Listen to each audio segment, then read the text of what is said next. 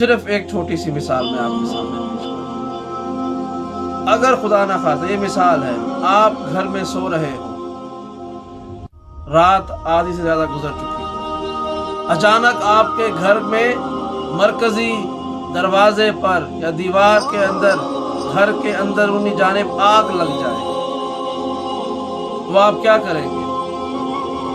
اٹھیں گے، دوڑیں گے، بھاگیں گے، بچوں کو اٹھائیں گے، جان بچانے کے لیے، اس آگ سے بچنے کے لیے بھاگیں گے۔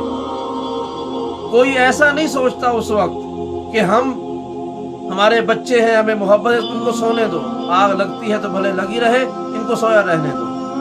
کوئی ماں، کوئی باپ یہ گوارا نہیں کرتا کہ اگر ان کے گھر میں آگ لگی ہو اور ان کے بچے سو بھی رہے ہوں تو وہ یہ کہیں کہ انہیں سونے دو۔ ایسا نہیں ہوتا ہے۔ وہ یہ کہتے ہیں کہ ان کو اٹھاؤ تاکہ ان کی جان بچے۔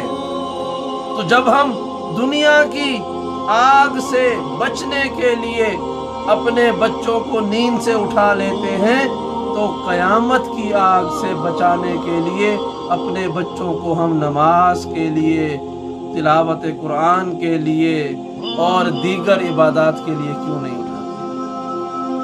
یہ جواب دیا جاتا ہے کہ صبح اسکول جانا ہوتا ہے، کالج جانا ہوتا ہے، کام پر جانا ہوتا ہے، اسی لیے آرام کرنے دیا جائے، قضا پڑھ لیں گے۔